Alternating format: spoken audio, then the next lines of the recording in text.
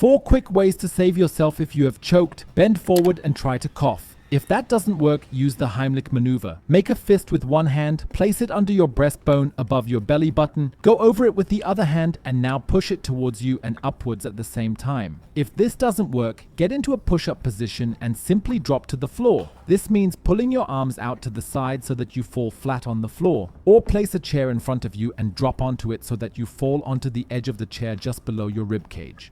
If you don't have a chair, you can of course also do this on a kitchen surface, table, or something else. As this was just a quick summary for people who are in acute need of help, we will now go into the individual topics in more detail. In fact, many people die every year simply because they choke and are alone and don't know how to help themselves. It is therefore extremely important to know these methods in case it happens to you. This is because if you swallow large pieces of food, they can get into your windpipe and you can no longer breathe. Coughing may then no longer be possible, so you won't be able to get it out again on your own. And as shown at the beginning, you can actually use the Heimlich maneuver on yourself. Of course, you won't have as much pressure as if someone else does it to you. To do this, it is important to clench a fist with one hand and place it below the ribcage, place the other hand on top, and then press inwards and upwards at the same time. In this way, we want to use a little pressure to get the air out, and thus also the piece of food that is in your esophagus.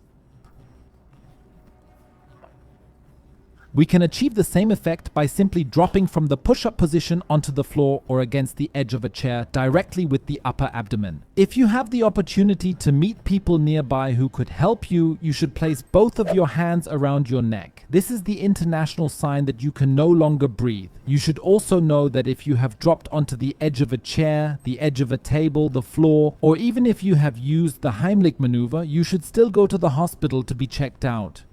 Ma'am?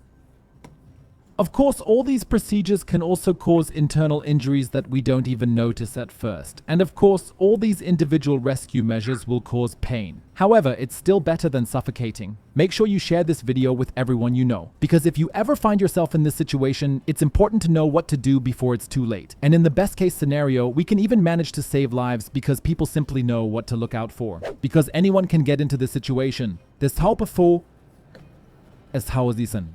And if you would like to see another video from me, click on the one you see on the screen now.